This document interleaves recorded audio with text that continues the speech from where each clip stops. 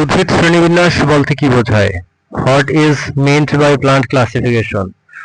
উদ্ভিদ শ্রেণীবিন্যাস হলো এমন একটি পদ্ধতি যার মাধ্যমে উদ্ভিদসমূহকে তাদের গঠন, বৈশিষ্ট্য ও বিবর্তনীয় সম্পর্কের ভিত্তিতে স্তর ভিত্তিকভাবে সাজানো হয়।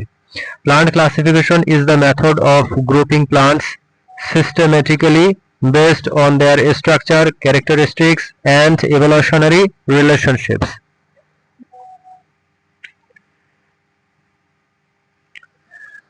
কার্ল লিনিয়াস কি অবদান রেখেছিলেন শ্রেণীবিন্যাসে?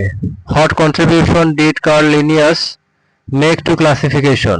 লিনিয়াস তার সিস্টেমা ন্যাচার বইয়ে জীবজগৎকে স্তর ভিত্তিকভাবে শ্রেণীবদ্ধ করেন এবং দ্বিনাম পদ্ধতির ধারণা দেন।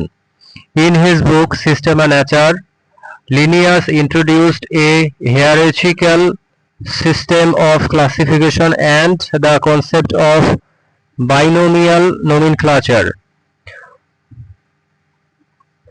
প্রোটিস্টা রাজ্য কি ধরনের জীবদের অন্তর্ভুক্ত করে? What types of organisms are included in the kingdom Protista? Protista রাজ্যে এককোষী ইউক্যারিওটিক জীব থাকে, যেমন অ্যামিবা, প্যারামেসিয়াম, ইউগ্লেনা প্রভৃতি। Kingdom Protista consist of unicellular eukaryotic organisms like amoeba, paramecium and euglena. Thallophyta কি? What is thallophyta? থ্যালোফাইটা হলো নিম্ন স্তরের উদ্ভিদ সমূহ যাদের দেহমূল কাণ্ড ও পত্রে বিভক্ত নয়, যেমন শৈবাল। Thallophyta are lower plants whose bodies are not differentiated into root, stem or leaf structure such as algae. Bryophyta কেন উদ্ভিদ রাজ্যের উভচর হিসেবে পরিচিত? Why are bryophytes called amphibians of the plant kingdom? কারণ তারা স্থলে বাস করলেও যৌন পুনরুৎপাদনের জন্য জলের প্রয়োজন হয়। Because they live on land but depend on water for sexual reproduction.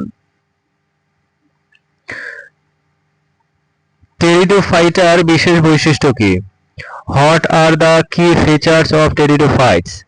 Pteridophyta হচ্ছে প্রথম ভাস্কুলার টিস্যু সম্পন্ন উদ্ভিদ গোষ্ঠী যেখানে স্পোর দ্বারা বংশ বিস্তার ঘটে।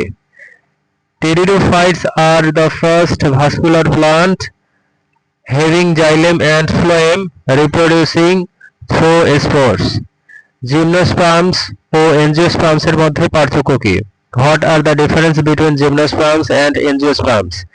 জিমনোস্পার্মসের বীজ উন্মুক্ত থাকে, অথচ এনজিওস্পার্মসের বীজ ফলের ভেতরে আবৃত থাকে। Gymnosperms have naked seeds while angiosperms have seeds enclosed within fruits. পাতার ভাস্কুলার টিস্যু কেন গুরুত্বপূর্ণ? Why is vascular tissue important in plants? এটি পানির ও খাদ্যদ্রব্যের পরিবহন এবং কাঠামোগত সমর্থনের জন্য দায়ী। It is responsible for transporting water and nutrients and providing structural support. জীবনচক্রের হ্যাপ্লোডিপ্লন্টিক ধরনটি কি? What is a haplodiplontic life cycle?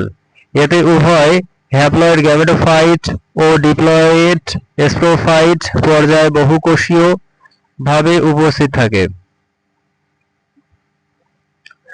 It features both haploid gametophytic and diploid saprophytic multicellular stage. উদ্ভিদের অর্থনৈতিক গুরুত্ব কি?